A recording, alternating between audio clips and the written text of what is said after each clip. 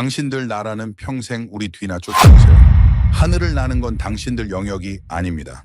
지금으로부터 30년 전 미국 워싱턴의 한 비밀 회의실에서 제가 한국 측 대표단에게 내뱉은 말입니다. 당시 저는 펜타곤에서 동맹국들의 기술 수준을 관리하고 통제하던 책임자였거든요. 한국이 우주 로켓을 만들겠다고 서류를 가져왔을 때 우리 동료들은 대놓고 비웃었습니다. 자동차나 잘 만들지 무슨 로켓이냐. 기름 한 방울 안 나는 나라가 우주에 돈을 버리려 하느냐며 모욕적인 말들을 쏟아냈죠. 심지어 당신들은 그냥 우리가 만든 완제품이나 비싼 값에 사가면 된다고 윽박질렀습니다. 결국 우리는 한국이 요청한 4가지 핵심 기술 이전을 단 한 줄의 자비도 없이 거절했습니다. 그 서류가 반려되는 순간 25명의 한국 연구원 중 절반 이상이 허탈함에 고개를 숙였고 저는 그들이 이제 포기할 것이라 확신했습니다. 그런데 근데 말입니다. 그렇게 냉정하고 오만했던 우리 미국이 그리고 전 세계 우주 전문가들이 지금은 완전히 다른 표정으로 한국을 바라보고 있습니다.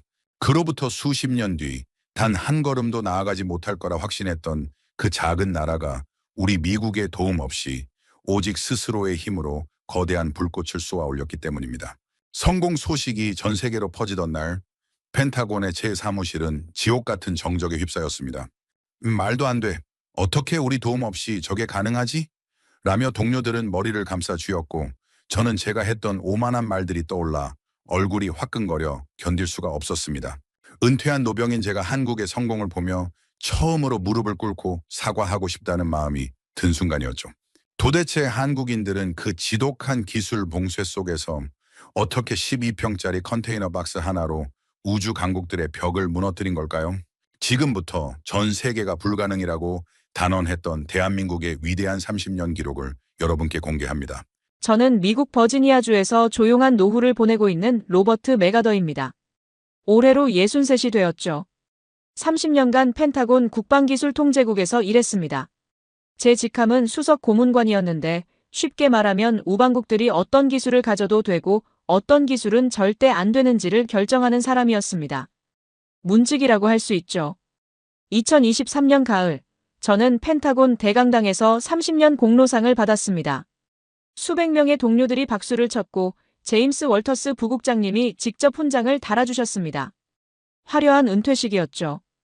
그런데 이상하게도 그 박수 소리가 공허하게 느껴졌습니다. 마치 30년 전 어느 날의 기억이 갑자기 떠오른 것처럼요.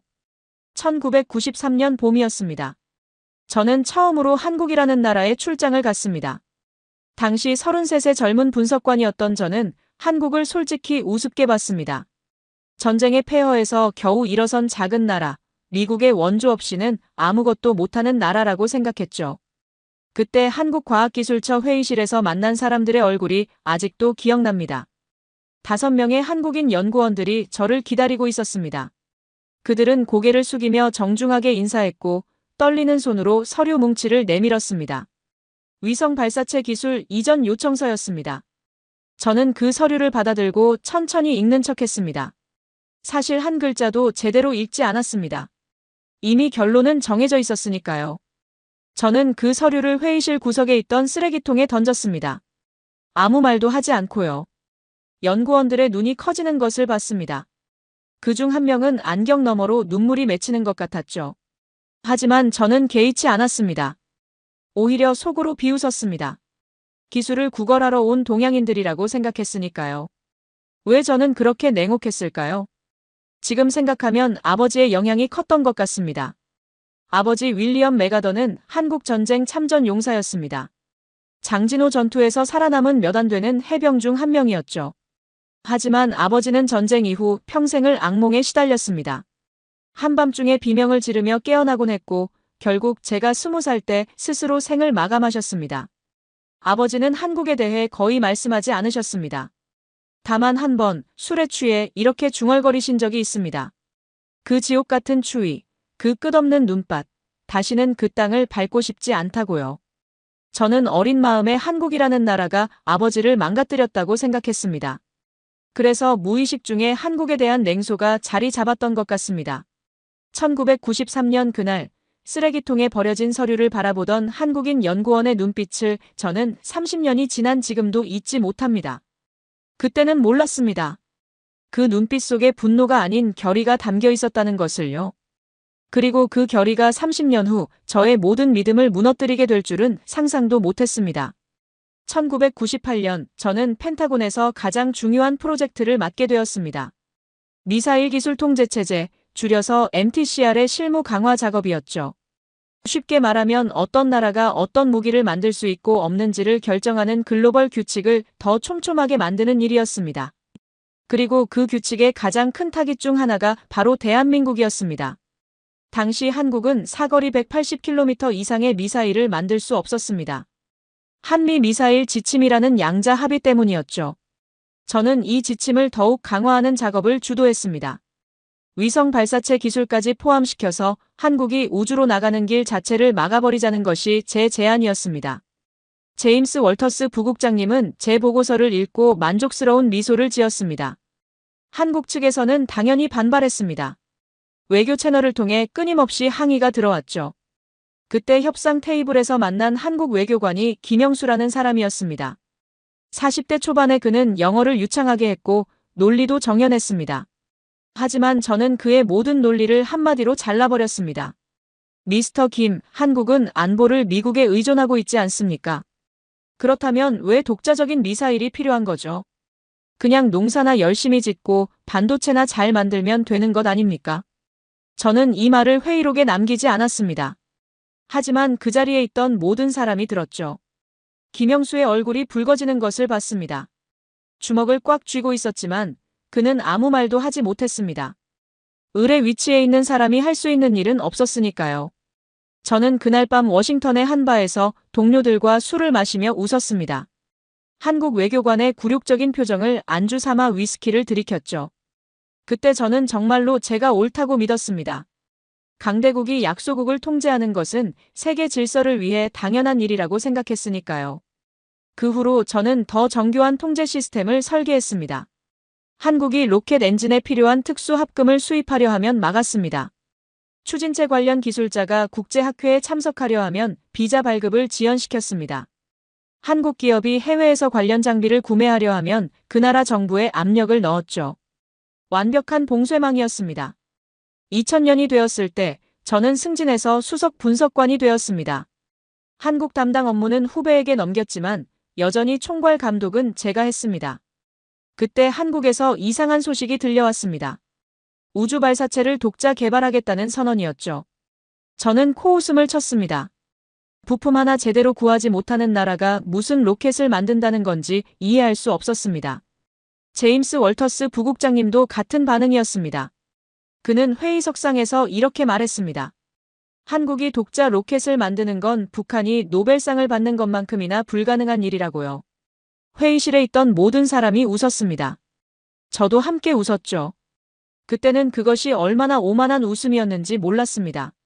하지만 가끔 밤에 잠들기 전 김영수의 얼굴이 떠오르곤 했습니다. 그가 굴욕을 삼키며 주먹을 쥐던 그 모습이요. 왜 그 장면이 자꾸 생각났는지 모르겠습니다.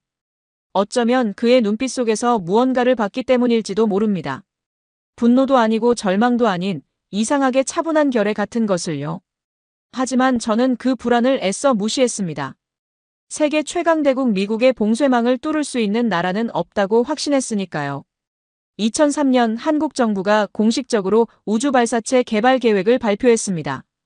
KSLV라는 이름이었죠. 저는 그 뉴스를 펜타곤 사무실에서 접했습니다. 옆자리 동료 톰 브래들리가 웃으며 말했습니다. 한국이 이번에는 진짜로 하늘에 도전하려나 보다고요. 저는 어깨를 으쓱했습니다. 도전이야 누구나 할 수 있지만 성공은 다른 문제라고 대답했죠. 그 무렵 국제 우주 커뮤니티에서 한국은 완전한 웃음거리였습니다. 유럽 우주국의 한 고위 관계자는 인터뷰에서 이렇게 말했습니다. 한국이 독자 발사체를 개발하려면 최소 20년은 걸릴 것이며 솔직히 그 전에 포기할 가능성이 더 높다고요. 러시아 항공우주국도 비슷한 반응이었습니다. 일본 언론은 더 노골적이었죠. 한국의 우주 야망은 K-팝처럼 화려하지만 실체는 없을 것이라는 조롱 섞인 기사가 실렸습니다. 저는 이런 기사들을 스크랩해서 파일로 만들었습니다. 나중에 한국이 포기할 때 참고 자료로 쓰려고요. 하지만 한국은 포기하지 않았습니다. 오히려 더 조용히, 더 집요하게 움직이기 시작했습니다. 2005년 저는 정보 보고서를 통해 이상한 사실을 알게 되었습니다. 한국항공우주연구원의 새로운 팀이 만들어졌는데 그 연구 공간이 겨우 12평짜리 컨테이너라는 것이었습니다. 저는 처음에 오타인 줄 알았습니다. 로켓 엔진을 개발하는 연구실이 컨테이너라니요. 하지만 사실이었습니다. 그 컨테이너를 이끄는 사람이 박정호라는 연구원이었습니다. 40살의 그는 한국 최초의 로켓 엔진 전문가 중 한 명이었죠. 하지만 전문가라고 해봤자 실제로 로켓 엔진을 만들어 본 적은 없었습니다. 모든 것을 논문과 시뮬레이션으로만 연구한 사람이었으니까요. 저는 그에 대한 보고서를 읽으며 피식 웃었습니다. 이론만 아는 사람이 실제 엔진을 만든다고요. 하지만 박정호와 그의 팀은 정말로 엔진을 만들기 시작했습니다. 부품을 구할 수 없으면 직접 깎았고 장비가 없으면 중고품을 개조해서 썼습니다. 여름에는 컨테이너 안이 사우나처럼 뜨거워졌고 겨울에는 입김이 나올 정도로 추웠다고 합니다. 그래도 그들은 그 안에서 밤을 새웠습니다. 저는 이 정보를 보고도 대수롭지 않게 여겼습니다. 열정만으로 로켓이 만들어지는 것은 아니니까요. 우주 발사체는 수만 개의 부품이 완벽하게 작동해야 하는 초정밀 시스템입니다. 한 군데라도 문제가 생기면 전체가 폭발하죠. 기술도 없고 경험도 없고 돈도 없는 나라가 만들 수 있는 물건이 아닙니다. 2006년 더 황당한 소식이 들려왔습니다. 한국이 러시아에서 기술을 배우려 했지만 거절당했다는 것이었습니다. 러시아조차 한국에 기술을 주지 않으려 한다니 저는 속으로 쾌재를 불렀습니다. 우리가 만든 봉쇄망이 완벽하게 작동하고 있었으니까요. 그런데 같은 해 말 예상치 못한 보고가 올라왔습니다. 한국이 러시아의 기술 없이 자체적으로 70톤급 엔진 개발에 착수했다는 것이었습니다. 저는 고개를 갸웃거렸습니다. 러시아에서 배우지도 못했는데 어떻게 독자 개발을 한다는 건지 이해가 되지 않았습니다. 톰 브래들리가 물었습니다. 혹시 한국이 진짜로 해낼 수 있는 것 아니냐고요. 저는 단호하게 고개를 저었습니다. 절대 불가능하다고 저들은 그냥 국내 정치용 쇼를 하는 것일 뿐이라고 대답했습니다. 하지만 마음 한구석에 작은 불안이 싹트기 시작한 것도 사실이었습니다. 컨테이너에서 밤을 새우는 사람들의 집념이 왠지 모르게 신경 쓰였으니까요. 2009년 8월 25일 한국의 첫 번째 우주 발사체 나로호가 발사되었습니다. 저는 펜타곤 상황실에서 실시간으로 그 장면을 지켜봤습니다. 사실 한국이 러시아의 도움을 받아 1단계 로켓을 만들었다는 것은 알고 있었습니다. 우리의 봉쇄망이 너무 촘촘해서 결국 러시아의 손을 벌릴 수밖에 없었던 거죠. 저는 그것조차 한국의 한계를 보여주는 증거라고 생각했습니다. 카운트다운이 시작되었습니다. 발사 장면이 화면에 크게 떴습니다. 나로호가 하늘로 솟구쳤고 1단계 분리까지는 성공적이었습니다. 하지만 2단계에서 문제가 생겼습니다. 페어링 분리 실패. 위성이 궤도에 진입하지 못하고 추락했습니다. 실패였죠. 상황실에 있던 사람들이 환호했습니다. 그거 봐, 역시 한국은 안 된다니까. 누군가 그렇게 말했고 모두가 웃었습니다. 저도 함께 웃었습니다. 하지만 웃으면서도 이상한 점을 발견했습니다. 발사 영상을 다시 돌려보는데 뭔가 눈에 걸리는 게 있었습니다. 2단계 로켓이었습니다. 러시아가 만든 1단계와 달리 2단계는 한국이 독자 개발한 것이었죠. 저는 그 엔진의 분사 패턴을 자세히 살펴봤습니다. 뭔가 익숙하지 않은 설계였습니다. 미국 것도 아니고 러시아 것도 아니고 유럽 것도 아니었습니다. 완전히 새로운 방식이었죠. 저는 톰 브래들리를 불러서 함께 분석했습니다. 톰도 고개를 갸웃거렸습니다. 이 노즐 형상은 어디서도 본 적이 없다고 한국이 자체적으로 설계한 것 같다고 말했습니다. 저는 불안해졌습니다. 실패했지만 한국이 뭔가를 스스로 만들어냈다는 사실이 마음에 걸렸습니다. 2010년 6월 나로호 2차 발사도 실패했습니다. 이번에는 발사 137초 만에 공중 폭발했죠. 전 세계 언론이 또다시 한국을 조롱했습니다. 우주강국의 꿈은 물거품이라는 제목의 기사가 쏟아졌습니다. 하지만 저는 더 이상 웃지 않았습니다. 두 번의 실패에도 불구하고 한국이 포기하지 않는다는 것이 신경 쓰였습니다. 그 무렵 제임스 월터스 부국장님이 저를 불렀습니다. 그는 책상 위에 두꺼운 파일을 던지며 말했습니다. 한국의 우주개발 현황을 철저히 분석하라고요. 그들이 어디까지 왔는지, 앞으로 어떻게 될지 예측 보고서를 만들라는 지시였습니다. 저는 몇 주 동안 한국의 모든 우주 관련 자료를 분석했습니다. 그리고 충격적인 사실을 발견했습니다.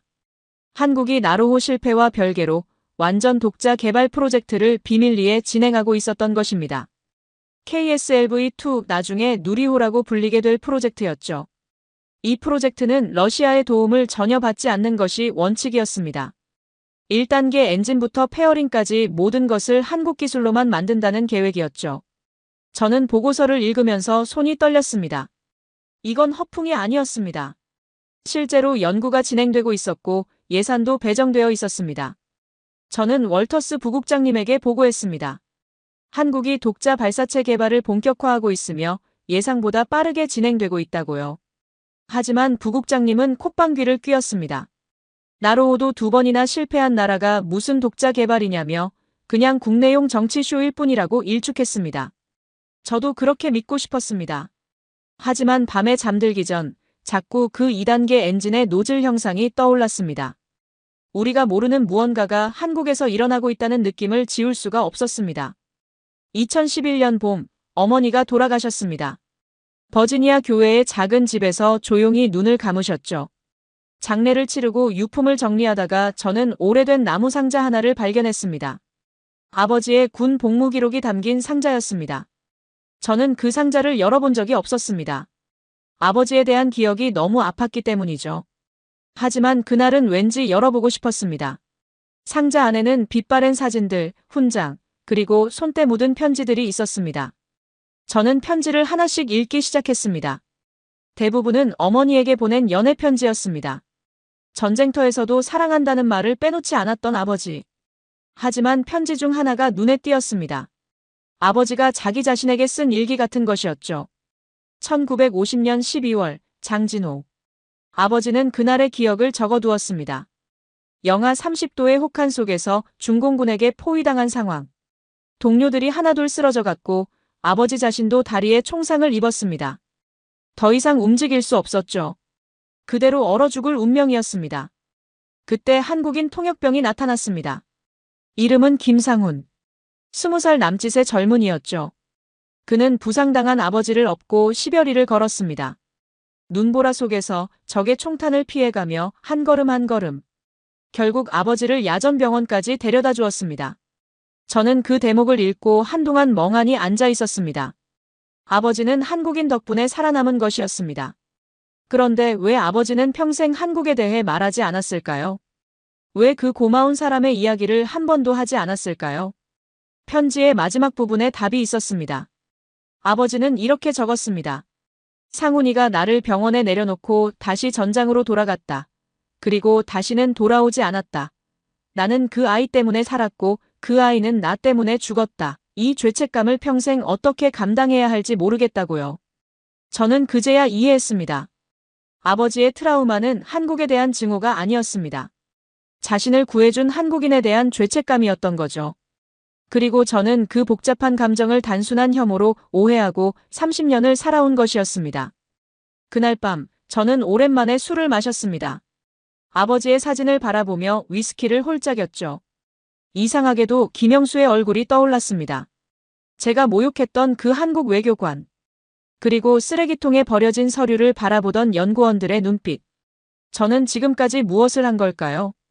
하지만 다음 날 아침, 저는 다시 펜타곤으로 출근했습니다. 감정에 휘둘릴 수는 없었습니다. 아버지의 이야기와 제 업무는 별개라고 스스로를 설득했죠. 한국의 기술 통제는 미국의 국익을 위해 필요한 일이며 저는 그 임무를 충실히 수행해야 한다고 생각했습니다. 그래서 저는 더욱 열심히 일했습니다. 한국의 우주 개발을 감시하고 기술 유출을 막고 봉쇄망을 더욱 촘촘하게 만들었습니다. 마치 아버지에 대한 죄책감을 업무로 덮으려는 것처럼요. 그것이 얼마나 어리석은 일이었는지는 나중에야 깨달았습니다. 2014년 저는 한국항공우주연구원에 대한 정보 보고서를 받았습니다. 그 안에 박정호 박사팀의 근황이 담겨 있었죠. 12평 컨테이너에서 시작한 그들이 이제는 독자 개발 75톤급 엔진의 시제품을 만들고 있다는 내용이었습니다. 저는 처음에 믿지 않았습니다. 75톤급이라면 중형 발사체의 1단계에 쓰이는 수준입니다. 그런 엔진을 그 조그만 팀이 만든다고요. 하지만 첨부된 사진들이 거짓말을 하지 않았습니다. 실제로 거대한 엔진이 조립되어 있었고 연소 시험 준비가 진행 중이었습니다. 보고서에는 그 팀의 여정이 상세히 기록되어 있었습니다. 처음 5년 동안 그들은 700번이 넘는 실패를 겪었습니다. 부품이 녹아내리고 폭발이 일어나고 시스템이 다운되는 일이 반복됐죠. 하지만 그들은 701번째 도전을 포기하지 않았습니다. 특히 인상적이었던 건 젊은 연구원들의 이야기였습니다. 이수민이라는 30대 초반의 여성 연구원이 있었는데 그녀는 2년 동안 퇴근하지 않은 날이 더 많았다고 합니다. 연구실 바닥에 담요를 깔고 자면서 데이터를 분석했죠. 주말도 휴일도 없었습니다. 오직 엔진을 완성하겠다는 일념뿐이었습니다. 이수민만 그런 게 아니었습니다. 팀 전체가 그랬습니다. 연봉의 3분의 1도 안 되는 급여를 받으면서 미래가 불투명한 프로젝트에 청춘을 걸었습니다. 미국이나 유럽의 유수기업에서 스카우트 제안이 와도 거절했습니다. 왜 그랬을까요? 보고서에는 박정호 박사의 말이 인용되어 있었습니다. 우리가 포기하면 대한민국의 우주는 영원히 남의 것이다. 우리 세대가 고생해야 다음 세대가 하늘을 날 수 있다. 그래서 우리는 여기 남는다고요. 저는 그 문장을 읽고 한참 동안 화면을 바라봤습니다. 이해할 수 없었습니다. 왜 저런 고생을 자처하는 걸까요? 그냥 미국에서 기술을 사면 편할 텐데요. 하지만 우리가 기술을 안 판 거잖아요. 그 생각이 문득 스쳐 지나갔습니다. 우리가 문을 닫았으니 저들이 스스로 길을 만드는 것이었죠. 저는 불편한 감정을 느꼈습니다.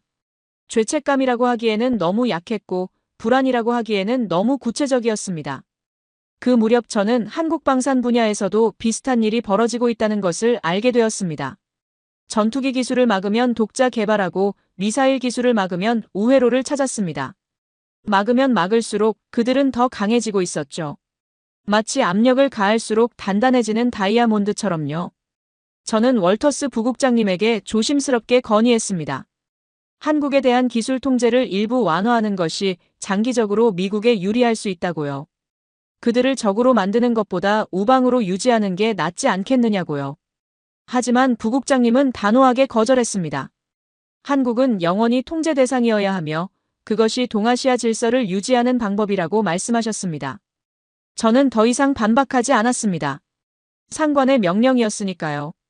하지만 밤에 잠들기 전 컨테이너에서 밤을 새우는 한국 연구원들의 모습이 자꾸 떠올랐습니다. 그들의 집념이 결국 어떤 결과를 만들어낼지 저는 두려워지기 시작했습니다. 2016년 저는 헨리 크로포드라는 사람을 만났습니다. 미국 최대 방산업체 로키드사의 부사장이었죠. 워싱턴의 한 고급 레스토랑에서 저녁을 함께 했습니다. 그가 먼저 연락을 해온 것이었습니다. 크로포드는 와인을 홀짝이며 단도직입적으로 말했습니다. 한국의 우주 개발이 신경 쓰인다고요. 만약 한국이 독자 발사체를 완성하면 우리 회사의 발사 서비스 매출이 큰 타격을 입을 것이라고 했습니다. 아시아 시장에서 한국이 경쟁자가 될 수 있다는 우려였죠. 저는 고개를 끄덕였습니다. 비즈니스 관점에서 그의 걱정은 충분히 이해가 됐습니다. 하지만 그가 제안한 내용은 제 예상을 넘어섰습니다. 크로포드는 한국의 핵심 연구원들을 스카우트해서 프로젝트를 무력화하자고 했습니다. 특히 박정호 박사와 그의 팀을 타깃으로 삼자고요. 저는 잠시 망설였습니다. 그건 기술 통제와는 다른 차원의 일이었습니다. 한 나라의 과학자를 의도적으로 빼돌려서 국가 프로젝트를 망치자는 것이니까요. 하지만 크로포드는 이미 준비가 되어 있었습니다. 스카우트 대상 명단, 제안할 연봉, 비자 발급 지원 계획까지 다 갖추고 있었죠. 결국 저는 간접적으로 협조했습니다. 한국 연구원들의 미국 입국을 용이하게 해주는 역할을 맡았죠. 몇 명의 젊은 연구원들이 실제로 미국 기업의 제안을 받았습니다. 하지만 놀랍게도 대부분 거절했습니다. 연봉이 3배가 넘는 제안이었는데도요. 이수민 연구원도 제안을 받은 사람 중 하나였습니다. 그녀는 로키드사 면접까지 갔다가 돌아왔습니다. 나중에 정보 보고서를 통해 그녀가 한 말을 알게 되었죠. 내가 여기서 떠나면 누가 한국의 하늘을 열겠느냐, 돈보다 중요한 것이 있다고 말했다고 합니다. 스카우트 작전이 실패하자 크로포드는 더 노골적인 방법을 제안했습니다. 국제학회에서 한국 연구진의 발표를 방해하자고 했습니다. 학회 주최 측에 압력을 넣어서 한국 논문을 거부하게 만들자는 것이었죠. 저는 불편했지만 또다시 협조했습니다. 당시에는 그것이 미국의 국익을 위한 일이라고 믿었으니까요.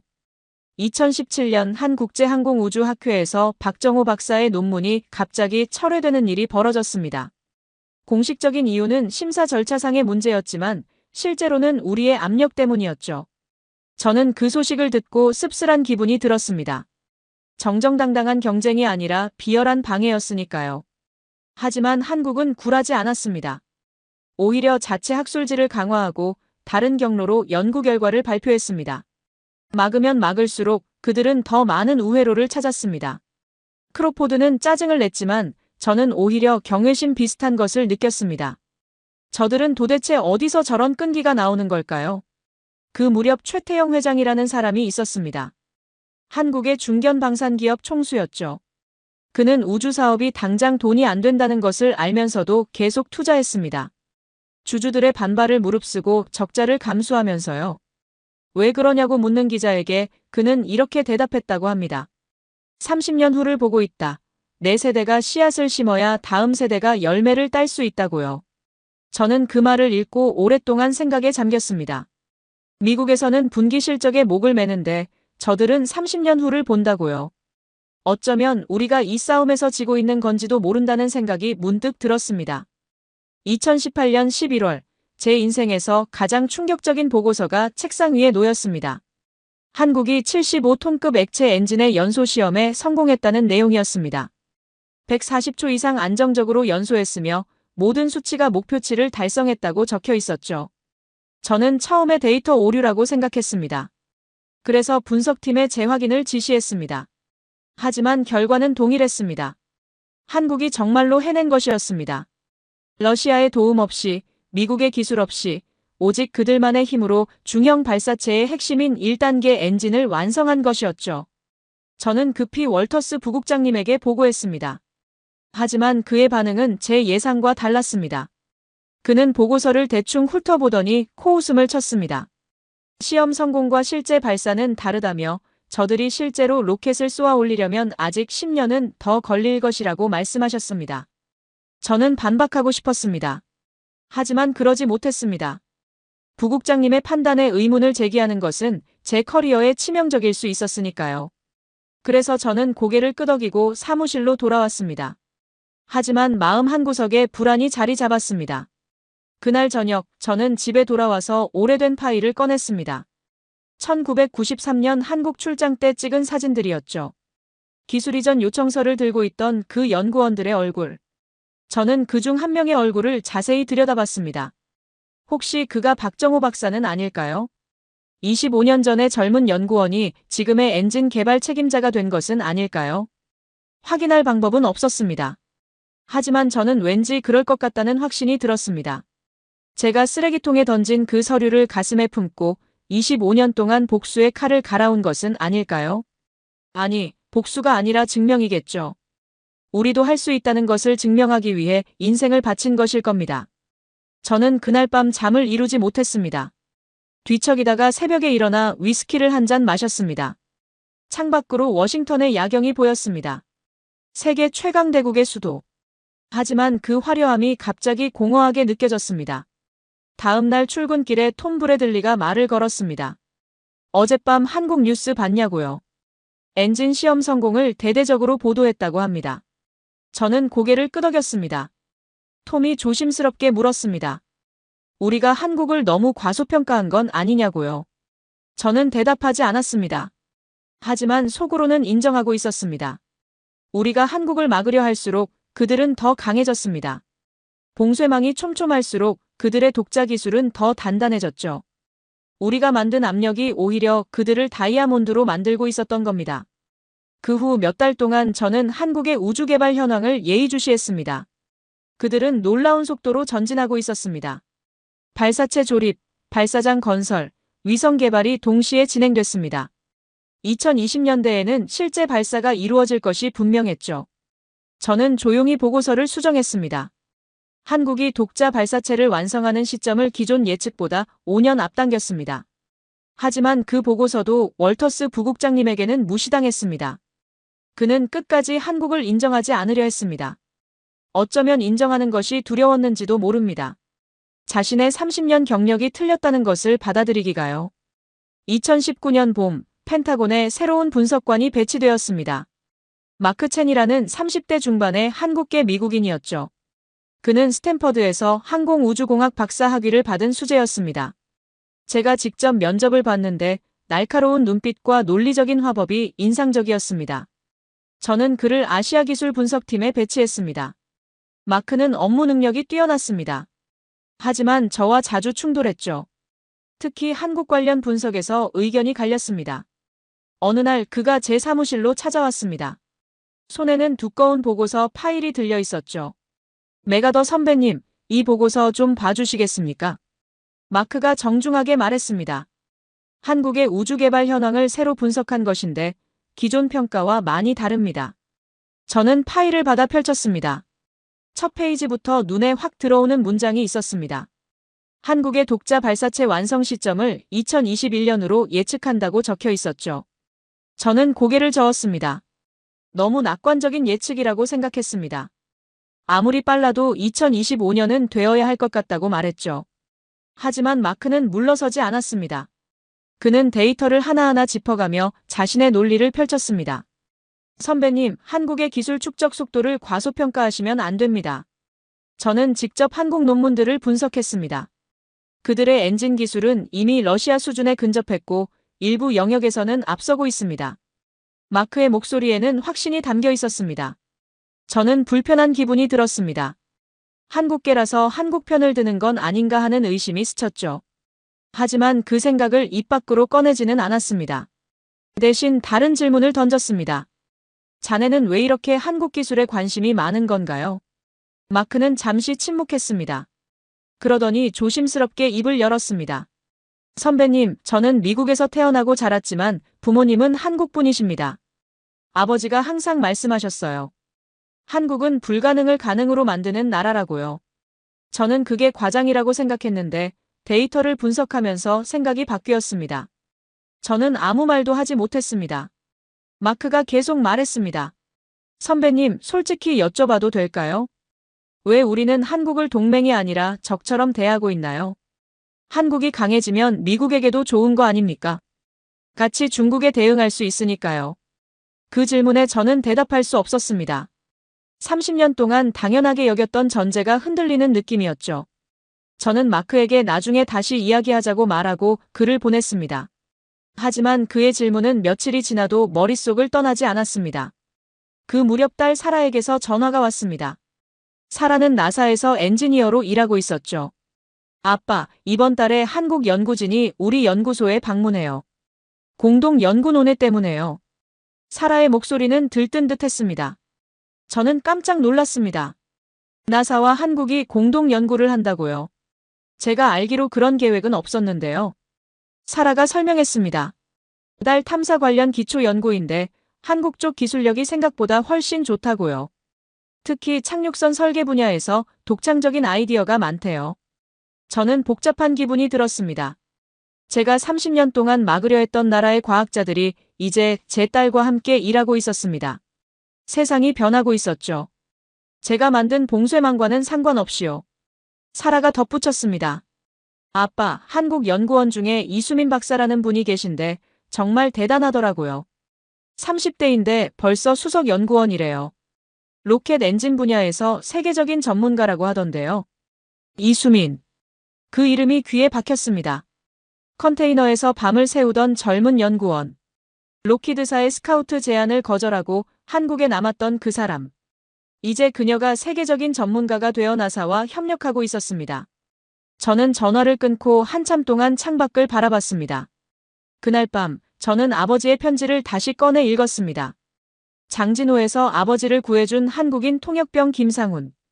그 젊은이의 희생 덕분에 아버지가 살았고, 제가 태어났고, 사라가 태어났습니다. 그리고 지금 사라는 한국 과학자들과 함께 우주를 향해 나아가고 있었죠. 운명의 장난 같았습니다. 저는 조용히 중얼거렸습니다. 김상훈 씨, 당신의 나라가 지금 얼마나 대단한 일을 하고 있는지 아십니까? 당신이 지키려 했던 나라가 이제 하늘을 향해 날아오르고 있습니다. 눈물이 났습니다. 왜 우는지 저도 몰랐습니다. 다만 30년 동안 쌓아온 무언가가 무너지는 느낌이었습니다. 2020년 전 세계가 코로나 팬데믹으로 혼란에 빠졌습니다. 하지만 한국의 우주 개발은 멈추지 않았죠. 오히려 그 시기에 결정적인 성과들이 쏟아져 나왔습니다. 저는 재택근무를 하면서도 한국 관련 보고서를 꼼꼼히 챙겼습니다. 놀라운 소식이 연달아 들려왔습니다. 한국이 75톤급 엔진 4개를 클러스터링해서 300톤급 추력을 만드는 데 성공했다고 합니다.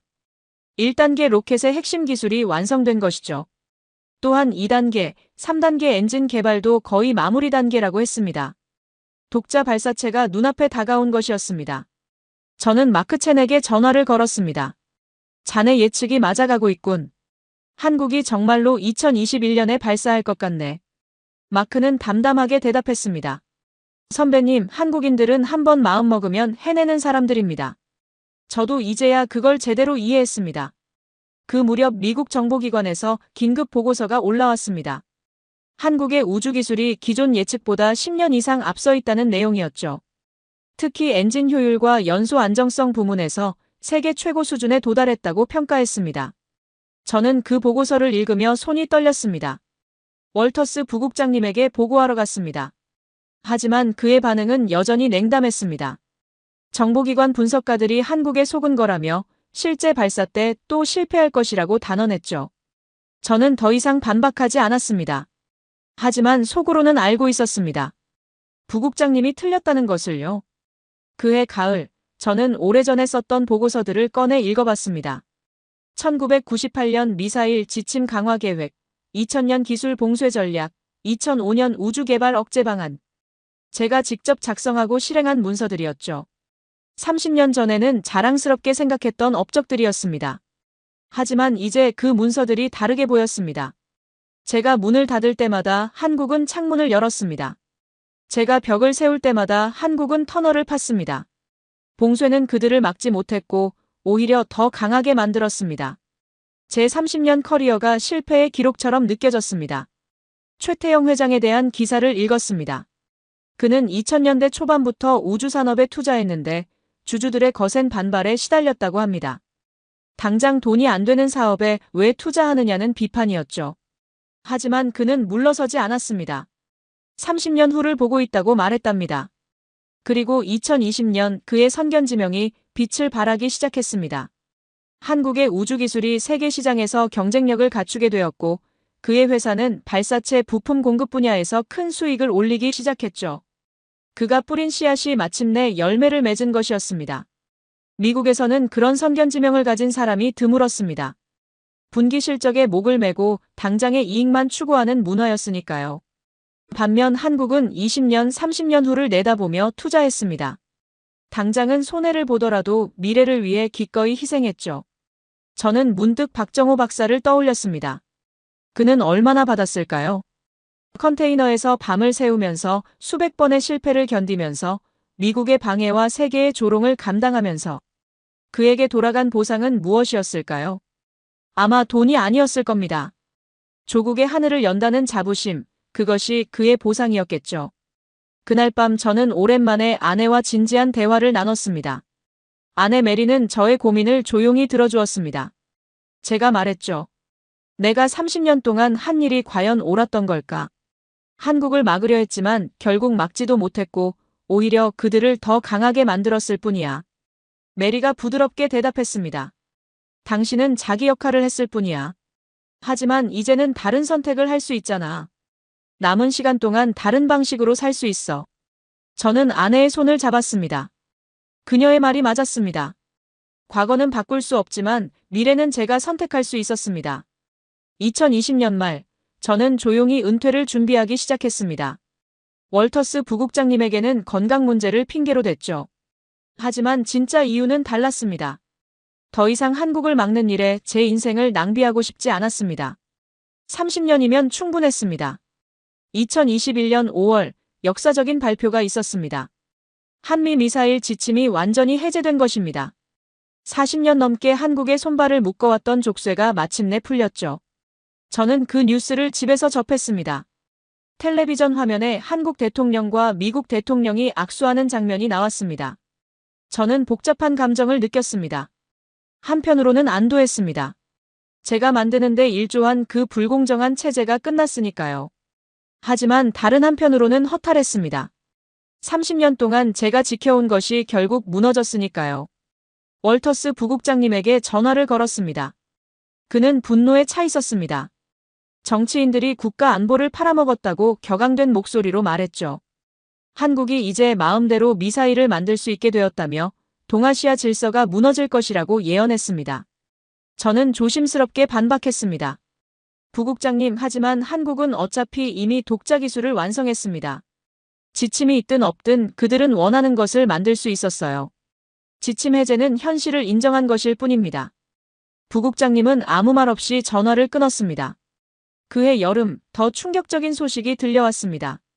미국이 한국을 막을 수 없다면 끌어들이자는 전략을 채택했다는 것이었죠.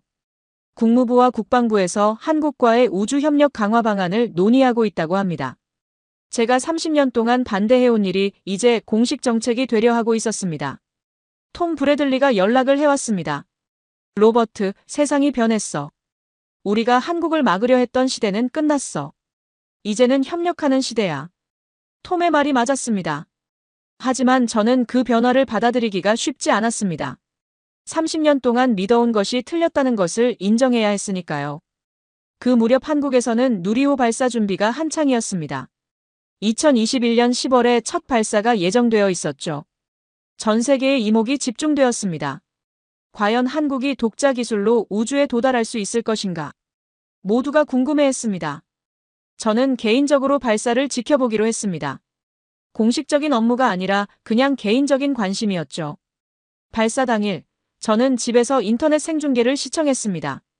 카운트다운이 시작되고 누리호가 하늘로 솟구쳤습니다. 1단계 분리 성공, 2단계 점화 성공.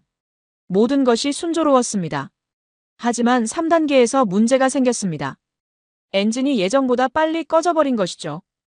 위성 모사체가 목표 궤도에 도달하지 못했습니다. 기술적으로는 실패였습니다. 하지만 저는 그 실패 속에서 성공을 보았습니다.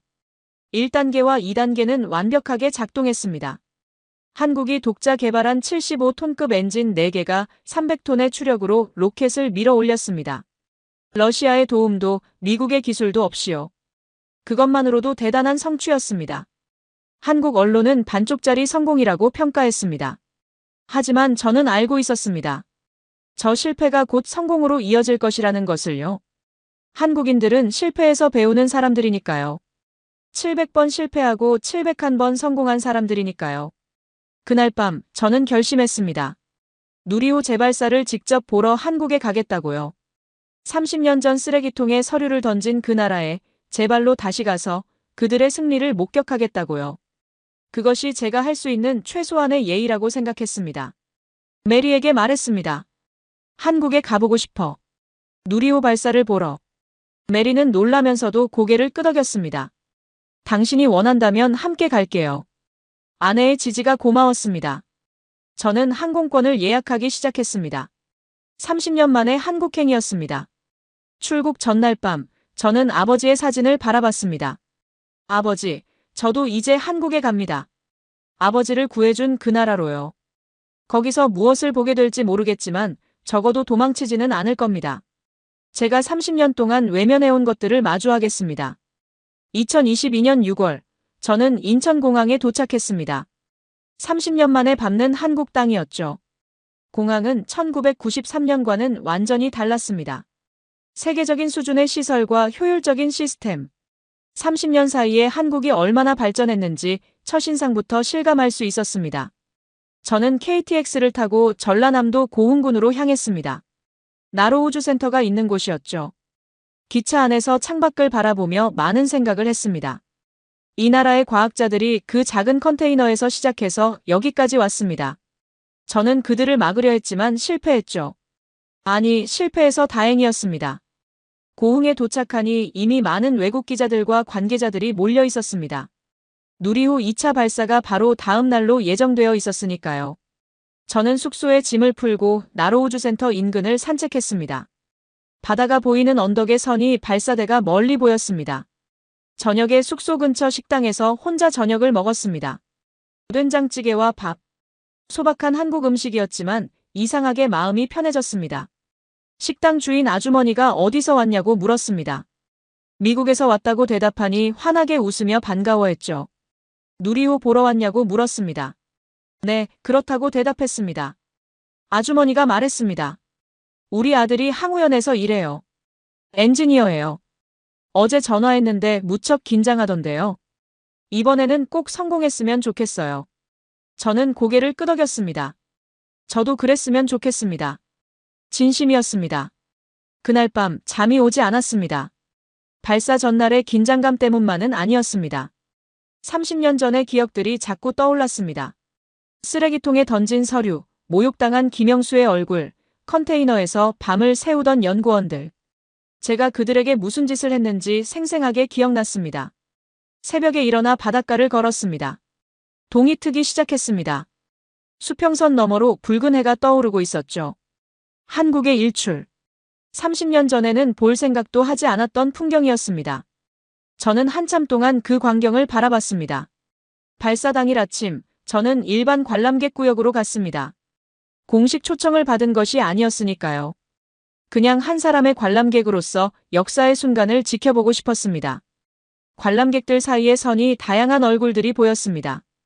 어린아이를 데리고 온 가족, 단체 관광 온 학생들, 외국인 관광객들. 모두가 설레는 표정이었습니다. 발사 2시간 전 예상치 못한 일이 일어났습니다. 관람객 구역에서 누군가 제 이름을 불렀습니다. 메가더 씨 아니십니까?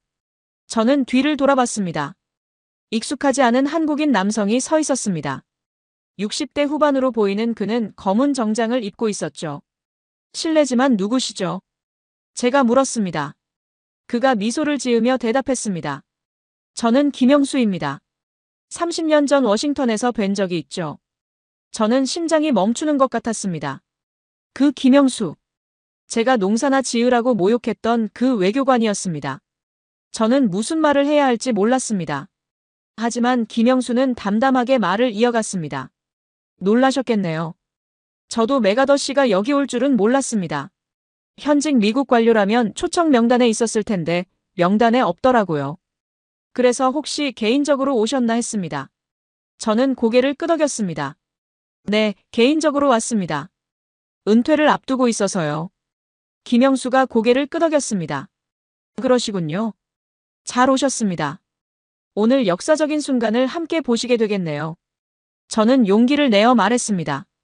김 국장님, 30년 전 일에 대해 사과드리고 싶습니다. 제가 한 말과 행동이 너무 무례했습니다. 김영수가 손을 저었습니다. 지나간 일입니다. 그때 일이 없었다면 오늘도 없었을지 모릅니다. 어쩌면 메가더 씨가 우리를 더 강하게 만들어주셨는지도 모르죠. 그 말을 듣고 저는 눈물이 핑 돌았습니다. 용서는커녕 오히려 감사한다는 말. 한국인들의 넓은 마음에 저는 할 말을 잃었습니다. 김영수 전 국장의 안내로 저는 VIP 관람석으로 이동했습니다. 그가 현재 우주개발위원회 고문이라서 가능한 일이었죠. 저는 사양하려 했지만 그가 강권했습니다. 30년 만에 오셨는데 제대로 보셔야죠. 그 말에 저는 더 이상 거절할 수 없었습니다. VIP 관람석에는 정부 관계자들과 연구원들, 그리고 외국 대사관 관계자들이 모여 있었습니다. 그들 사이에서 저는 이방인처럼 느껴졌습니다. 30년 동안 이 나라의 우주 개발을 막으려 했던 사람이 이제 그 성공을 축하하러 와 있다니. 아이러니했습니다. 관람석 앞쪽에 한 무리의 연구원들이 서 있었습니다. 그중 한 사람이 눈에 들어왔습니다. 흰머리가 섞인 60대 남성.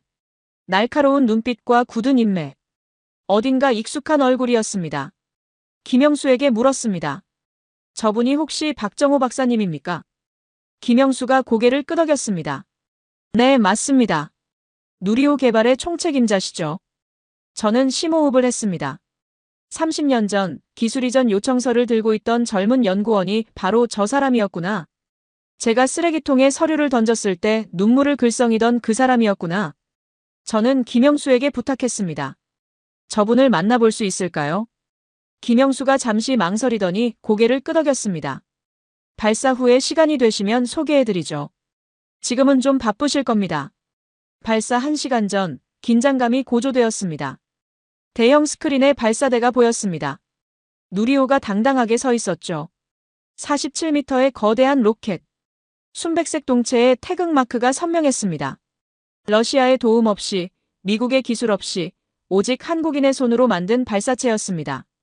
카운트다운이 시작되었습니다. 10, 9, 8. 모든 사람이 숨을 죽였습니다.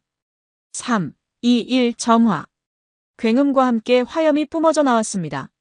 누리호가 천천히 발사대를 떠났습니다. 하늘로, 우주로 한국인의 꿈을 싣고 날아올랐습니다. 1단계 분리 성공. 2단계 점화 성공. 스크린에 텔레메트리 데이터가 흘러갔습니다. 모든 것이 정상이었습니다. 저는 주먹을 불끈 쥐었습니다. 제발, 제발 성공해라. 마음속으로 기도했습니다. 30년 동안 막으려 했던 사람이 이제는 성공을 빌고 있었습니다. 3단계 점화. 이것이 관건이었습니다. 작년에 실패한 부분이니까요. 스크린의 숫자들이 흘러갔습니다. 300초, 400초, 500초. 엔진이 정상 작동했습니다. 그리고 마침내 위성 분리 성공이라는 글자가 화면에 떴습니다. 관람석이 환호로 가득 찼습니다. 사람들이 서로 껴안고 울었습니다. 대한민국 만세를 외치는 소리가 들렸습니다. 저도 눈물을 흘렸습니다. 왜 우는지 스스로도 이상했습니다. 막으려 했던 일이 성공했는데 왜 기쁜 걸까요? 환호가 가라앉은 후 김영수가 저를 박정호 박사에게 데려갔습니다. 박 박사님, 소개해드릴 분이 있습니다. 미국 펜타곤에서 오래 근무하셨던 로버트 메가더 씨입니다. 박정호 박사가 저를 바라봤습니다. 그 눈빛이 날카로웠습니다. 메가더 씨. 박 박사가 천천히 말했습니다. 저는 당신을 기억합니다. 1993년 과기처 회의실에서 만났죠. 당신이 저희 서류를 쓰레기통에 던지는 것을 봤습니다. 저는 고개를 숙였습니다. 기억하시는군요. 그날 일에 대해 진심으로 사과드립니다. 제가 너무 오만했습니다. 박정호 박사가 주머니에서 무언가를 꺼냈습니다. 낡고 구겨진 종이 뭉치였습니다. 이거 기억하십니까? 30년 전 당신이 버린 그 서류입니다. 저는 이걸 주워서 30년 동안 간직했습니다. 저는 충격을 받았습니다. 30년 동안 그 서류를 가지고 있었다고요. 왜요? 제 목소리가 떨렸습니다. 박정호 박사가 대답했습니다. 잊지 않기 위해서요.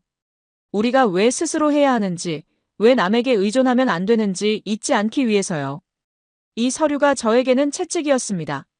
힘들 때마다 이걸 보면서 다시 일어났습니다. 저는 무릎이 꺾이는 것 같았습니다. 제 모욕이 그에게 원동력이 되었다니. 저는 말했습니다. 박사님, 축하드립니다. 오늘 당신은 역사를 쓰셨습니다. 박정호 박사가 처음으로 미소를 지었습니다. 고맙습니다, 메가더 씨. 당신도 이 역사의 일부입니다. 당신이 문을 닫았기에 우리가 창문을 열었으니까요. 발사 성공 후 나로우주센터는 축제 분위기였습니다. 연구원들이 서로 포옹하고 취재진이 인터뷰를 위해 몰려들고 정부 관계자들이 축하 인사를 건넸습니다. 저는 그 광경을 한쪽에서 지켜봤습니다. 이 기쁨에 제가 낄 자격이 있는지 확신이 서지 않았습니다. 그때 젊은 여성 연구원 한 명이 다가왔습니다. 혹시 미국에서 오신 메가더 씨 아니신가요? 김영수 고문님께 들었어요. 저는 이수민입니다. 박정호 박사님 팀에서 엔진 개발을 담당했습니다. 이수민. 컨테이너에서 밤을 새우던 그 연구원. 로키드사의 스카우트 제안을 거절한 그 젊은 과학자. 저는 그녀의 손을 잡았습니다. 만나서 영광입니다, 이 박사님. 당신의 이야기는 들었습니다. 이수민이 웃었습니다. 좋은 이야기만 들으셨으면 좋겠네요. 로키드 건은 좀 미안하게 됐죠. 좋은 조건이었는데 거절해서요. 저는 고개를 저었습니다. 아닙니다. 당신이 옳은 선택을 하셨습니다. 오늘이 그 증거입니다. 이수민의 눈이 촉촉해졌습니다. 감사합니다. 그 말이 큰 위로가 되네요. 저녁에 비공식 만찬이 있었습니다. 김영수 전 국장의 배려로 저도 참석할 수 있었죠. 만찬장에서 저는 여러 한국 관계자들을 만났습니다. 그들 중 다수가 저를 알아봤습니다. 펜타곤의 문직이 한국 기술을 막던 사람. 하지만 아무도 저를 비난하지 않았습니다. 최태영 회장도 만찬에 참석해 있었습니다. 20년 넘게 우주산업에 투자한 그 사람. 저는 용기를 내어 다가갔습니다. 최 회장님 인사드립니다. 저는 로버트 맥아더입니다. 30년 동안 미국에서 한국기술 통제 업무를 담당했습니다. 최태영 회장이 저를 물끄러미 바라봤습니다. 알고 있습니다. 당신 이름은 업계에서 유명하죠. 한국의 가장 큰 걸림돌이라고들 했습니다. 저는 움찔했습니다. 하지만 회장은 웃으며 말을 이었습니다. 하지만 걸림돌이 있어서 더 높이 뛸 수 있었죠. 오히려 감사드려야 할지도 모르겠습니다. 저는 어이가 없으면서도 감동받았습니다. 이 사람들은 도대체 어떤 사람들인가요? 원수에게도 감사할 줄 아는 이 넓은 마음은 어디서 오는 걸까요? 만찬 중에 잠시 밖으로 나왔습니다. 밤하늘이 맑았습니다. 별들이 쏟아질 것처럼 빛나고 있었죠. 저 별들 사이 어딘가에 오늘 쏘아올린 누리호가 있을 것입니다. 한국의 꿈을 싣고 우주를 돌고 있겠죠. 박정호 박사가 옆으로 다가왔습니다. 별 보고 계시네요. 저도 어릴 때 별을 보면서 로켓 과학자가 되겠다고 꿈꿨습니다. 30년이 걸렸지만 결국 해냈네요. 저는 조심스럽게 물었습니다. 박사님, 힘들지 않으셨습니까? 30년 동안 수백 번의 실패를 견디면서 미국과 세계의 방해를 받으면서 포기하고 싶은 순간이 없으셨습니까? 박정호 박사가 잠시 침묵했습니다. 그러더니 천천히 말했습니다. 포기하고 싶은 순간이요? 매일 있었죠. 실험이 실패할 때마다, 예산이 삭감될 때마다, 동료가 떠날 때마다. 하지만 포기할 수 없었습니다. 제 뒤에 5천만 국민이 있었으니까요. 그가 계속 말했습니다. 맥아더 씨, 당신이 우리를 막았을 때 저는 오히려 감사했습니다. 덕분에 우리는 진짜 우리 기술을 갖게 됐으니까요. 남에게 빌린 기술은 언제든 빼앗길 수 있습니다. 하지만 스스로 만든 기술은 영원히 우리 것입니다. 저는 그 말을 듣고 오랫동안 아무 말도 하지 못했습니다. 30년 동안 제가 한 일의 의미를 이제야 이해한 것 같았습니다. 저는 그들을 막으려 했지만 결과적으로 그들을 더 강하게 만들었습니다. 봉쇄가 오히려 독립의 촉매가 된 것이죠. 박정호 박사가 손을 내밀었습니다. 맥아더 씨, 이제 손을 잡으시죠. 과거는 과거입니다. 앞으로는 함께 갈 수 있습니다. 저는 그의 손을 잡았습니다. 굳은 살이 박힌 손이었습니다. 30년 동안 로켓을 만지며 생긴 손이겠죠. 그 손이 따뜻했습니다. 한국에서의 마지막 밤, 저는 호텔방에서 혼자 술을 마셨습니다. 창밖으로 고흥의 바다가 보였습니다. 어둠 속에서 파도 소리만 들려왔죠. 저는 위스키를 홀짝이며 30년을 돌아봤습니다. 제 인생은 무엇이었을까요? 펜타곤에서 30년 한국을 막기 위해 온갖 수단을 동원했습니다. 기술 봉쇄, 외교 압력, 스카우트 공작, 학회 방해. 가능한 모든 것을 했습니다.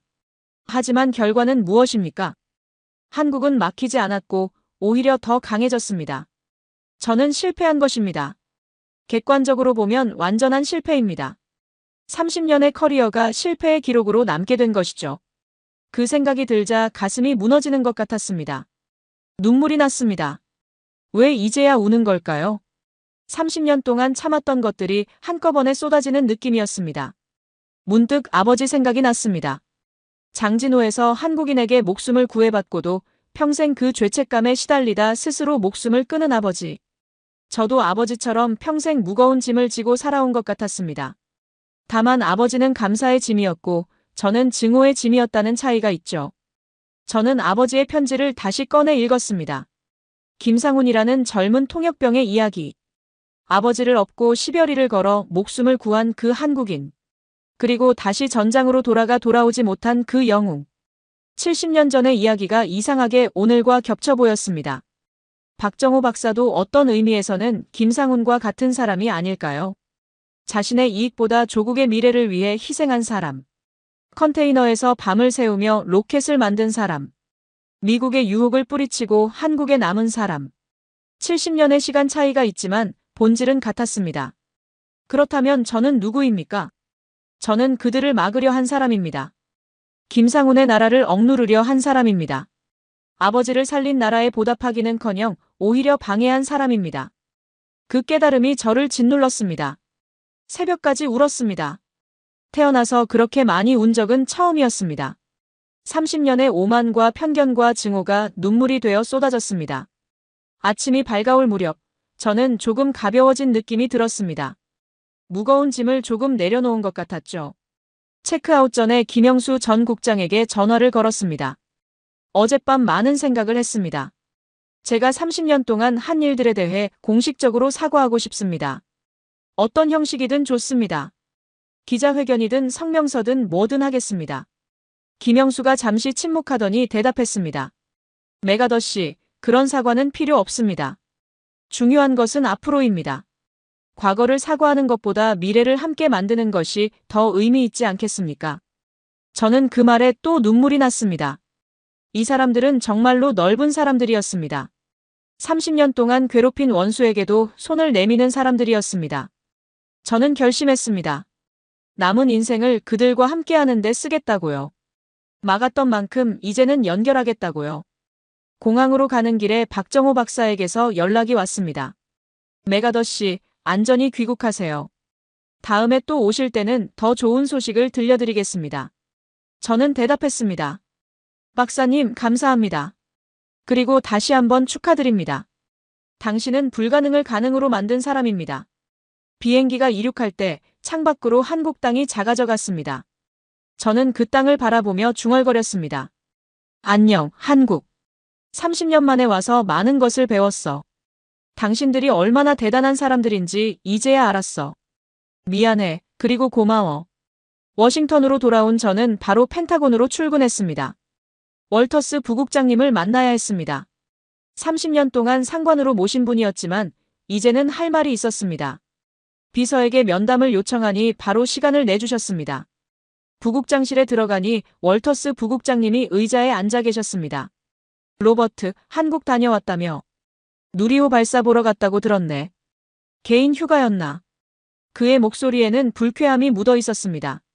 저는 정면으로 마주보며 대답했습니다. 네, 개인적으로 다녀왔습니다.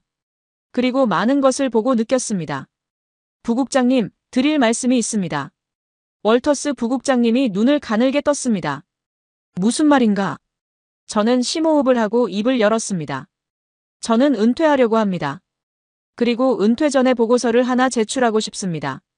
우리의 30년 한국 정책에 대한 평가 보고서입니다. 부국장님의 표정이 굳어졌습니다. 무슨 보고서인가? 저는 서류 가방에서 준비한 문서를 꺼냈습니다. 100페이지가 넘는 보고서였습니다. 한국행 비행기 안에서부터 쓰기 시작한 것이었죠.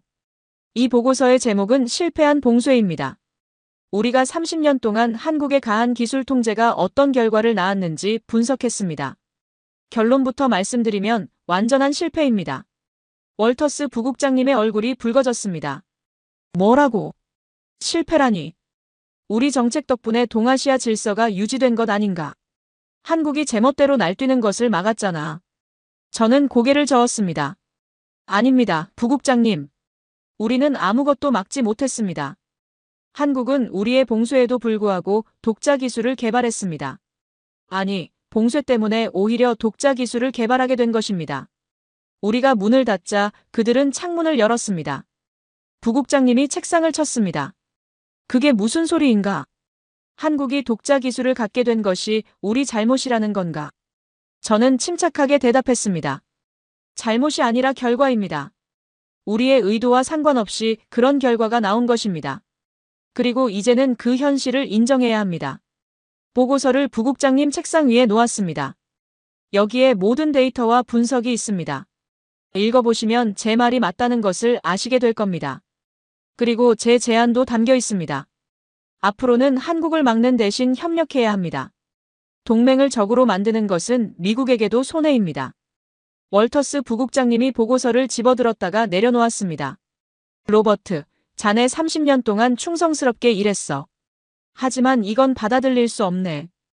이 보고서는 우리 부서의 존재 이유를 부정하는 것이야. 저는 일어섰습니다. 부국장님, 존재 이유보다 진실이 중요합니다. 저는 30년 동안 진실을 외면했습니다. 하지만 이제는 그럴 수 없습니다. 이 보고서를 무시하시든 채택하시든 부국장님의 자유입니다. 하지만 저는 제 할 일을 했습니다. 부국장실을 나오면서 등 뒤로 부국장님의 고함이 들렸습니다. 로버트, 자네 배신자야. 30년 동료를 배신하는 거야. 저는 뒤돌아보지 않았습니다. 배신이 아닙니다. 저는 진실편에 선 것뿐입니다. 사무실로 돌아와 짐을 쌌습니다. 30년 동안 모은 물건들. 사진, 상장, 기념품. 박스 2개에 다 들어갔습니다. 허무했습니다. 30년의 커리어가 박스 2개로 정리되다니요. 톰 브래들리가 찾아왔습니다. 로버트, 정말 그만두는 건가? 무슨 일이야? 저는 미소를 지었습니다. 톰, 30년 동안 우리가 한 일이 뭔지 이제야 알겠어. 우리는 동맹을 적으로 만들었어. 그건 옳지 않았어. 톰이 어깨를 으쓱했습니다. 명령을 따랐을 뿐이잖아. 저는 고개를 저었습니다. 명령을 따르는 것과 옳은 일을 하는 것은 다른 거야. 나는 너무 늦게 깨달았지만 적어도 이제는 알았어. 안녕, 톰. 건강해. 펜타곤을 나서는 길, 저는 건물을 한번 돌아봤습니다. 30년을 보낸 곳. 하지만 이제는 이곳에 미련이 없었습니다. 새로운 길이 저를 기다리고 있었습니다. 2023년 세계 우주산업에 지각 변동이 일어나고 있었습니다. 한국이 누리호 성공 이후 빠르게 상업 발사 시장에 진출했고 각국에서 협력 요청이 쇄도하고 있었죠. 그 중에서 가장 놀라운 것은 나사의 움직임이었습니다. 나사가 공식적으로 한국항공우주연구원에 협력을 제안했습니다. 아르테미스 달 탐사 프로그램에 한국을 핵심 파트너로 초대한 것이죠. 30년 전 제가 기술 이전을 거부했던 바로 그 나라에 이제 미국이 손을 내밀고 있었습니다. 역사의 아이러니였습니다. 딸 사라에게서 전화가 왔습니다. 아빠, 나사에서 한국팀과 공동 프로젝트를 시작했어요. 딸 착륙선 공동 개발이에요. 한국 기술이 정말 대단하더라고요. 특히 이수민 박사님 팀의 추진 시스템이 우리보다 효율이 좋대요. 저는 복잡한 감정이 들었습니다. 자랑스러우면서도 씁쓸했습니다. 제가 막으려 했던 바로 그 일이 현실이 되었으니까요. 하지만 동시에 기뻤습니다. 제 딸이 한국 과학자들과 함께 인류의 미래를 만들어가고 있다는 것이요. 그 무렵 저는 집에서 조용히 지내고 있었습니다. 은퇴 후 특별히 하는 일 없이 책을 읽고 정원을 가꾸며 시간을 보냈죠. 하지만 마음 한구석에는 뭔가 해야 한다는 생각이 있었습니다. 30년 동안 막았으니 남은 시간은 연결하는 데 써야 한다는 생각이요. 어느 날 김영수 전 국장에게서 연락이 왔습니다. 메가더 씨, 한국에서 민간 우주 협력 포럼을 개최하려고 합니다. 미국 측 자문위원을 찾고 있는데 혹시 관심 있으시면 참여해 주시겠습니까? 저는 잠시 망설였습니다. 제가 그런 역할을 할 자격이 있을까요? 30년 동안 한국을 막던 사람이요. 하지만 김영수가 말했습니다. 메가더 씨만큼 양측을 잘 아는 분이 없습니다. 과거의 경험이 오히려 자산이 될 수 있어요. 저는 수락했습니다. 포럼 준비를 위해 다시 한국을 방문했습니다. 이번에는 서울이었죠. 30년 전과는 완전히 다른 도시였습니다. 초고층 빌딩들, 첨단 기술로 가득한 거리, 활기찬 사람들. 한국은 더 이상 원조를 받는 나라가 아니었습니다. 세계를 선도하는 나라가 되어 있었습니다. 포럼에서 저는 개회사를 맡았습니다. 연단의 선이 수백 명의 청중이 보였습니다. 한국인과 미국인, 그리고 다른 여러 나라 사람들. 저는 마이크를 잡고 천천히 말하기 시작했습니다. 저는 30년 동안 한국의 기술 발전을 막는 일을 했습니다. 미국 정부의 명령이었지만 그것이 정당하다고 믿었습니다. 하지만 이제는 알고 있습니다. 그것은 틀린 일이었습니다. 동맹을 적처럼 대하는 것은 어떤 이유로도 정당화될 수 없습니다. 청중이 조용해졌습니다. 저는 계속 말했습니다. 한국은 우리의 봉쇄에 굴복하지 않았습니다. 오히려 독자 기술을 개발해서 세계 우주 강국이 되었습니다. 이것은 한국인들의 끈기와 지혜의 승리입니다. 저는 그 승리에 경의를 표합니다. 그리고 덧붙였습니다. 이제는 함께 가야 합니다. 미국과 한국이 손을 잡으면 더 멀리 갈 수 있습니다. 달로, 화성으로, 그 너머로. 과거의 갈등을 딛고 미래를 함께 만들어 갑시다. 연설이 끝나자 박수가 터져나왔습니다. 저는 눈시울이 뜨거워졌습니다. 30년 만에 처음으로 올바른 일을 한 것 같았습니다. 연단을 내려오니 박정호 박사가 기다리고 있었습니다. 좋은 연설이었습니다. 메가더 씨. 진심이 느껴졌습니다. 저는 그의 손을 잡았습니다. 박사님 덕분입니다. 박사님이 보여주신 것들이 저를 바꿨습니다. 컨테이너에서 시작해서 우주로 간 그 여정이요. 저도 이제 새로운 여정을 시작하려고 합니다. 막는 사람에서 연결하는 사람으로요. 포럼이 끝난 후 저는 한국에 며칠 더 머물기로 했습니다. 오래전부터 마음에 품고 있던 일이 있었거든요.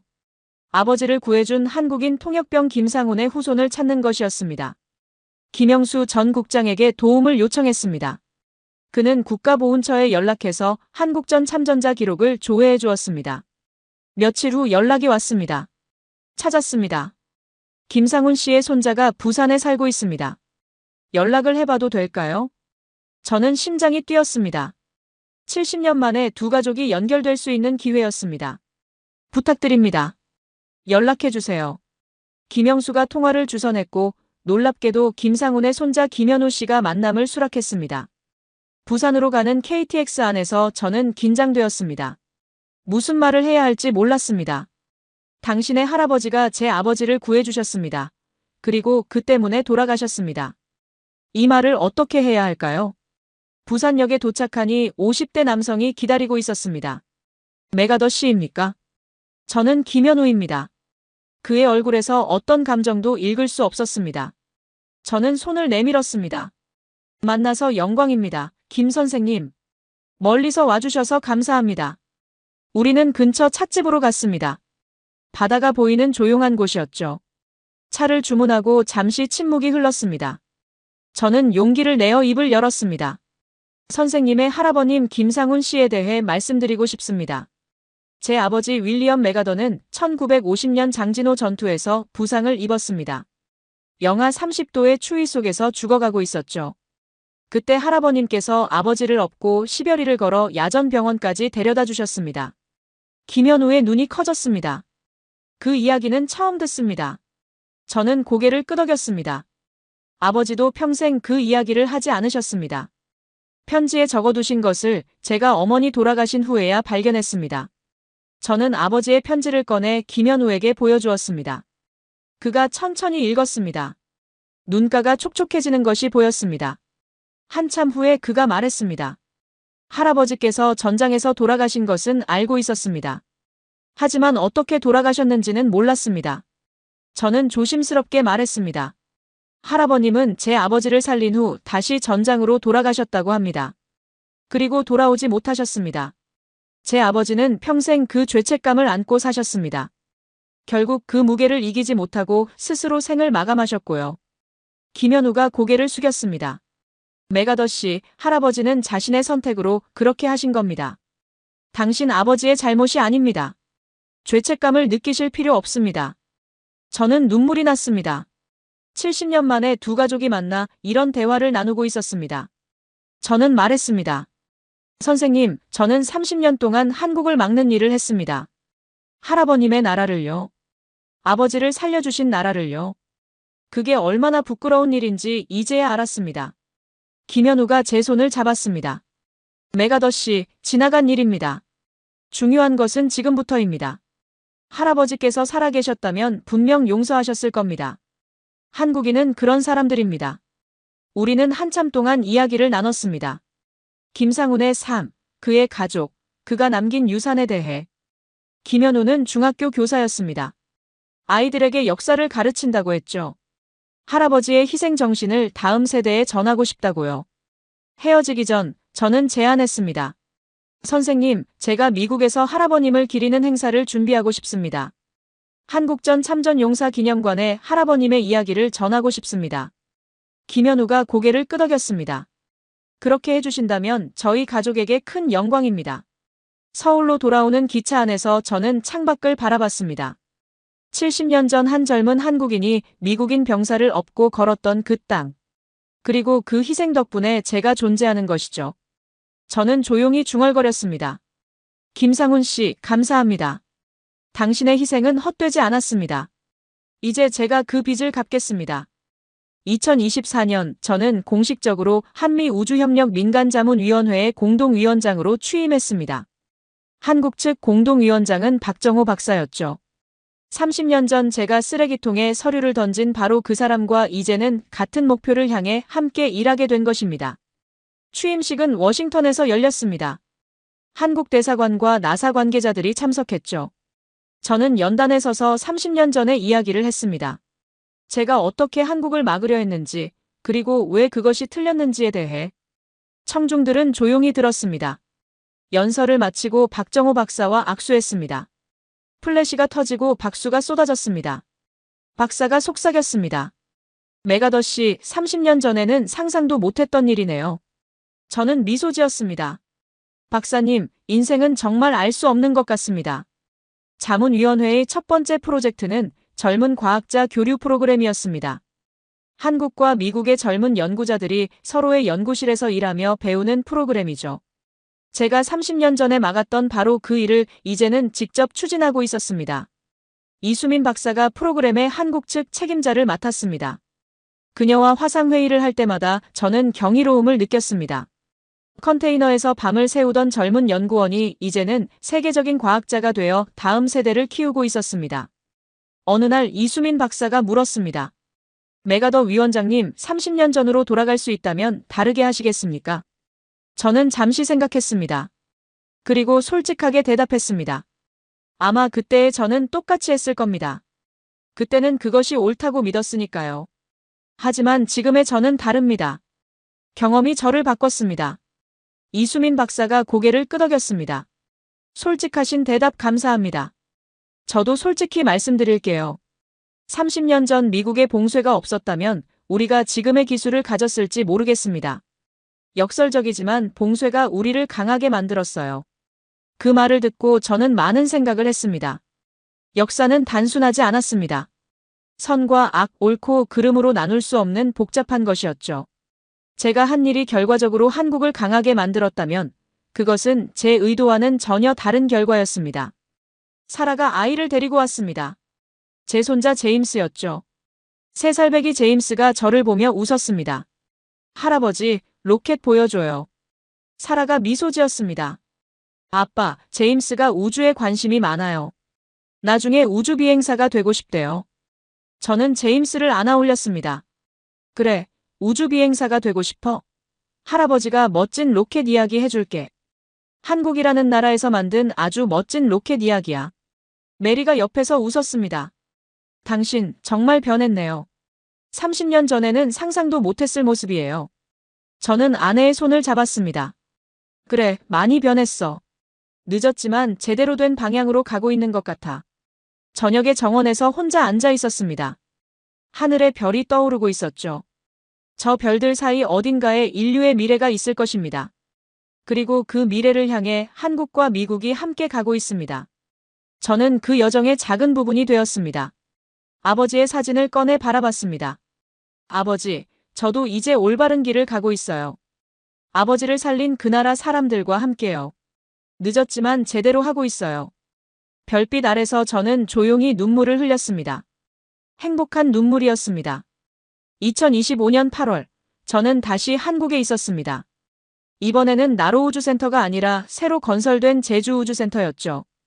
한국 최초의 달 탐사선 다누리 2호가 발사될 예정이었습니다. 달 궤도를 돌던 다누리 1호의 후속 임무로 이번에는 달 표면에 착륙하는 것이 목표였습니다. 저는 VIP 관람석에 앉았습니다. 공식 초청을 받은 것이죠. 옆에는 박정호 박사와 이수민 박사가 있었습니다. 그리고 놀랍게도 딸 사라도 함께였습니다. 나사와 한국항공우주연구원의 공동 프로젝트였기 때문에 사라도 참관하러 온 것이었죠. 아빠, 정말 감회가 새롭네요. 사라가 말했습니다. 30년 전에는 아빠가 이 나라의 우주 개발을 막았잖아요. 그런데 지금은 함께 달에 가는 거예요. 저는 딸의 손을 잡았습니다. 그래, 인생은 정말 알 수 없는 거야. 발사 시간이 다가왔습니다. 대형 스크린에 다누리 2호가 보였습니다. 한국이 독자 개발한 누리호의 개량형 발사체 위에 실려 있었죠. 모든 것이 한국 기술이었습니다. 30년 전에는 불가능하다고 여겼던 일이 현실이 되어 있었습니다. 카운트다운이 시작되었습니다. 10, 9, 8. 저는 눈을 감고 30년을 돌아봤습니다. 쓰레기통에 던진 서류, 농사나 지으라던 모욕, 컨테이너의 연구원들, 700번의 실패, 누리호의 굉음, 박정호 박사의 악수. 모든 장면이 스쳐 지나갔습니다. 3, 2, 1 점화. 굉음과 함께 발사체가 하늘로 솟구쳤습니다. 화염을 뿜으며 올라가는 로켓. 한국인의 꿈을 싣고 달을 향해 날아가는 모습. 저는 눈물이 났습니다. 아름다웠습니다. 불가능을 가능으로 만든 사람들의 승리가 눈앞에 펼쳐지고 있었습니다. 1단계 분리 성공. 2단계 점화 성공. 달전이 궤도 진입 성공. 모든 것이 완벽했습니다. 관람석에 환호가 터졌습니다. 사람들이 서로 껴안고 울었습니다. 대한민국 만세 소리가 울려 퍼졌습니다. 박정호 박사가 제게 다가왔습니다. 메가더씨, 우리가 해냈습니다. 30년 전에 당신이 막으려 했던 그 일을요. 저는 그의 손을 잡았습니다. 아닙니다, 박사님. 당신들이 해냈습니다. 저는 방해만 했을 뿐이에요. 박정호 박사가 고개를 저었습니다. 방해가 아니라 시험이었습니다. 그 시험을 통과했기에 우리가 더 강해질 수 있었어요. 어쩌면 감사해야 할지도 모릅니다. 저는 웃었습니다. 한국인들의 이 넓은 마음이 정말 놀라웠습니다. 원수에게도 감사할 줄 아는 사람들. 불가능 앞에서도 굴하지 않는 사람들. 그들이 달에 가는 것은 당연한 일이었습니다. 발사가 끝난 후 기자회견이 있었습니다. 저도 발언 기회를 얻었습니다. 마이크 앞에 서니 전 세계 카메라가 저를 향했습니다. 저는 천천히 말하기 시작했습니다. 30년 전, 저는 한국의 우주 개발을 막는 것이 제 임무라고 믿었습니다. 불가능한 꿈을 꾸는 나라를 통제해야 한다고 생각했죠. 하지만 저는 틀렸습니다. 한국은 불가능을 가능으로 만드는 나라였습니다. 저는 계속 말했습니다. 오늘 한국은 달을 향해 날아갔습니다. 미국의 도움도 러시아의 기술도 아닌 오직 한국인의 손으로 만든 로켓으로요. 이것은 기술의 승리이기도 하지만 더 중요하게는 정신의 승리입니다. 포기하지 않는 정신, 불가능에 도전하는 용기, 함께 가는 연대의 힘. 이것이 한국을 우주강국으로 만들었습니다. 마지막으로 덧붙였습니다. 저는 30년 동안 한국을 막으려 했습니다. 하지만 오늘 이 자리에서 고백합니다. 제가 막으려 했던 것은 한국의 기술이 아니었습니다. 제가 막으려 했던 것은 제 자신의 오만이었습니다. 한국은 그 오만을 깨부수고 하늘로 날아올랐습니다. 대한민국, 그 이름을 이제야 제대로 부를 수 있게 되었습니다.